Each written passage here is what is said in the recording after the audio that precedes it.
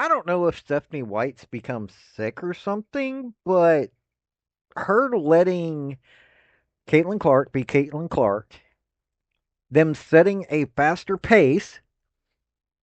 Wow, it seems like that might be good for the Indiana Fever.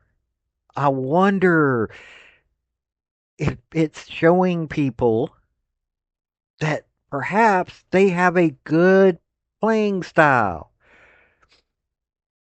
I mean, honestly, I can't just figure out if they were just trying to keep Caitlin Clark down to try to keep down the value of the WNBA right now or what. But in two different games, back to back, they beat the Wings 102 to 83. Okay, the Wings aren't that good of a team. I'll admit it. The Dream are 12 and 8. Think about that. They're 12 and 8 compared to the Fever who are now 10 and 10. You had to win two games to get back to 50%. Stephanie White they're 11 and 10, pardon me. They're 11 and 10. They're just a game over. So my question is why were you playing such a bad freaking style of play that you allowed this to happen? I mean, honestly. But let's talk about this a little bit. Hey folks, this is Paul with Redneck Sports. I want to thank you for viewing my video, and I want to give you one thought process. There was a famous coach at University of Tennessee by the name of General Robert Nealing. He had 6 maxims, but number 2 maxim is what everybody should apply to their life. Play for and make the breaks. When one comes your way, score. That's how to live your life right there. Now, my favorite part of all of this is that Caitlin Clark still seems to be having somewhat of a shooting slump. Um, but her shooting slump is still causing her to make plays and create scoring opportunities for other people. She's still averaging 9 assists a game this year. She's averaging 16.7 points a game, 4.8 rebounds. She had 5 steals this game, 1 block, 33.3% field goal, 28.6% 3-point percentage. But it was her making sure the other players got the ball, like Aaliyah Boston,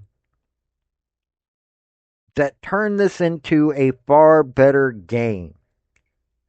She only played 25 minutes, had 14 points, but you take a look on top of the fact of that she was able to toss a 70-foot pass that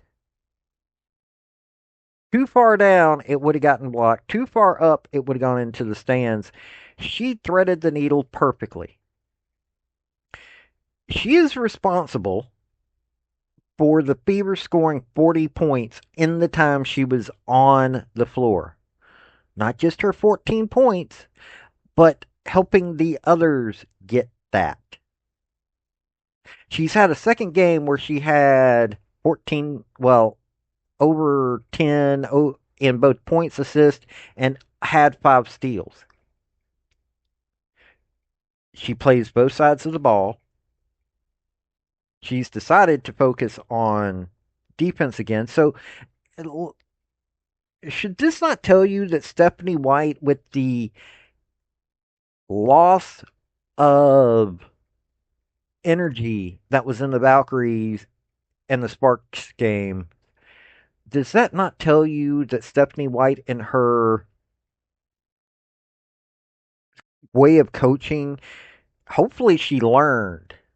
I'm hoping to God that she figured out, okay, I made a mistake. Right now, Indiana and Washington are tied for third spot. Chicago is way down there, and Connecticut is just not even in the picture. They're 3-18. Chicago Sky are 7-13 with Angel Reese going, I'm part of the best duo in the WNBA. Okay, whatever. Washington, in my opinion, is a scary team. Indiana should be a scary team, but Stephanie White can't couldn't get her head out her rear end until I guess she finally started listening to people and went, "Oh yeah, maybe I need to actually, push the game, play at a pace that will get us to win." And you've seen it. 99 they beat the Eastern Conference. Atlanta's the second team in the Eastern Conference, and Indiana beat them. This is a team that you should not be trying to slow down. You can't play iso ball like Natasha Howard wants. You can't play slow. You have to play at a pace that keeps people from fouling, that the refs can't create wins for the other team. You have to do this consistently. And I'm tired of hearing these coaches that they're playing against screaming and yelling that the refs are helping the fever. They're not. So quit that stupidity right there. This is what should have been going on from the beginning. And I will tell you this much. Part of this is probably why Caitlin Clark kept getting hurt. Because the slow play was allowing people to get to her and keep hurting her. The pictures are there. The way these plays, and nobody's even, the calls that are not being called whenever somebody attacks Caitlin Clark is ridiculous. But playing at this pace, it's going to be far less of those non calls. I am well aware that there is still a lot more work that needs to be done. I mean, right now, their 2025 team stats are 84 and a half points per game, 34 rebounds, and 20.3 assists. They need to get out of that. They need to get to the point that they're actually scoring. Okay, against this guy, they scored 79 points and still won that game. That's a bad Chicago team. Against the Dream, they scored 58 and lost.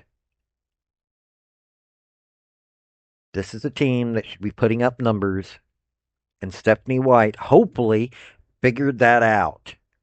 Hopefully, she has figured out that they have to be dominant and find ways to ignore how bad the refs are this year. I mean, hey, Kelsey Mitchell's at 19.2 points per game. Caitlin Clark's at 9 assists per game. Aaliyah Boston's got 58.3 field goal percent. I mean, this is a team that is showing Leah Boston's 7.9 rebounds per game. Lexi Hull's 1.1 steals. Aaliyah Boston's 1.1 blocks. Notice somebody I haven't named. That's Natasha Howard, this big time player that they promised the world to, who's playing 24 minutes a game and with 11.5 points per game, 6.4 rebounds, 1.1 assists, 1 steal, zero point 0.4 blocks, with 2.1 turnovers. I mean, honestly, what is her use on this team?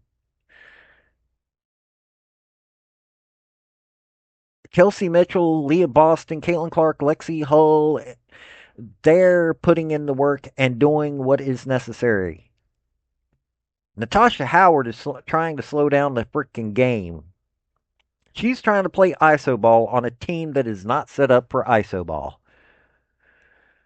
But hey, hopefully Stephanie White has learned her lesson. We'll see though.